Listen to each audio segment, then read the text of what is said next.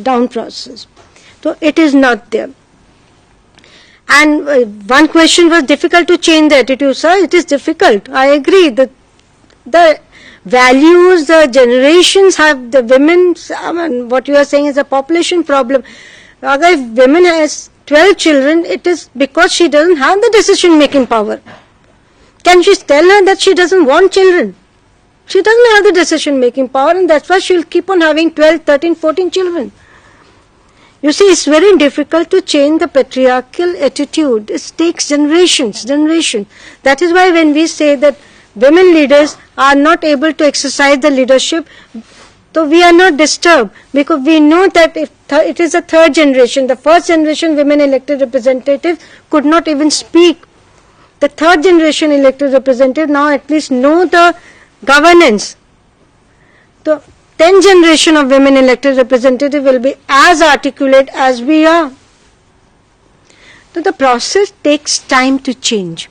And secondly, if you allow, I like to add one thing here, that what we mean by this participatory action research is that participatory research stands a better chance than conventional and traditional research to bring about a change in their attitude and behavior. Not that it is a magical wand and it will bring out a change in their behavior overnight, but it definitely stands a better chance.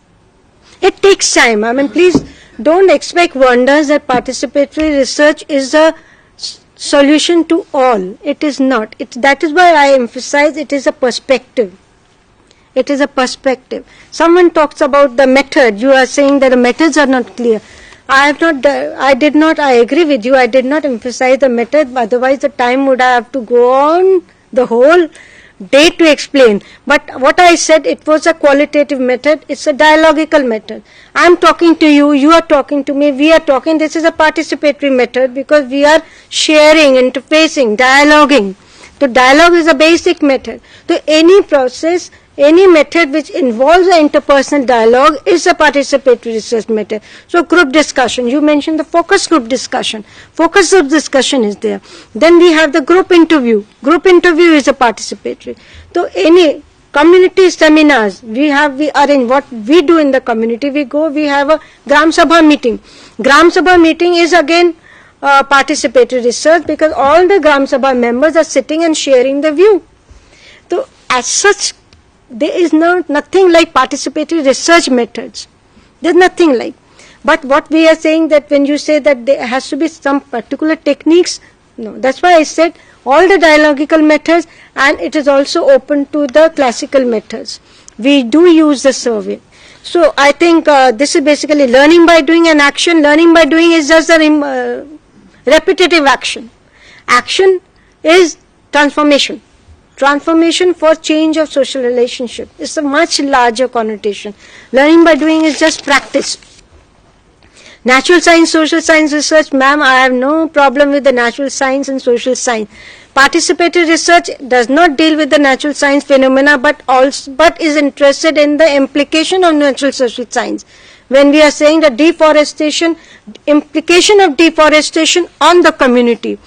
Tsunami as such is not a participatory research issue, but yes, tsunami implication on the livelihood of the coastal villages becomes an issue, social issue.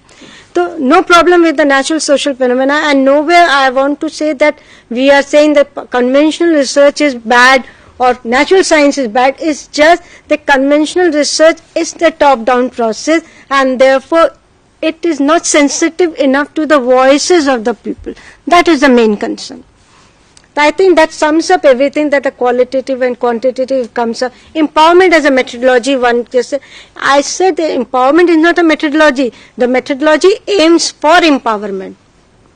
How can empowerment can be a methodology? It cannot be. But whatever methodology we are using, it empowers. That is why I say methodology for empowerment. Empowerment is not a methodology. And the community scientific research, that case study you have done is fine, absolutely. When you start reflecting why it happened, it leads to action. And why it happens and lead to action, it can happen only when the community starts thinking. And here it's a very good example where all the two stakeholders are sitting together, the beekeeper and the farmers.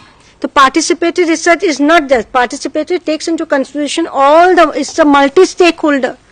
The community consists of multi-stakeholders.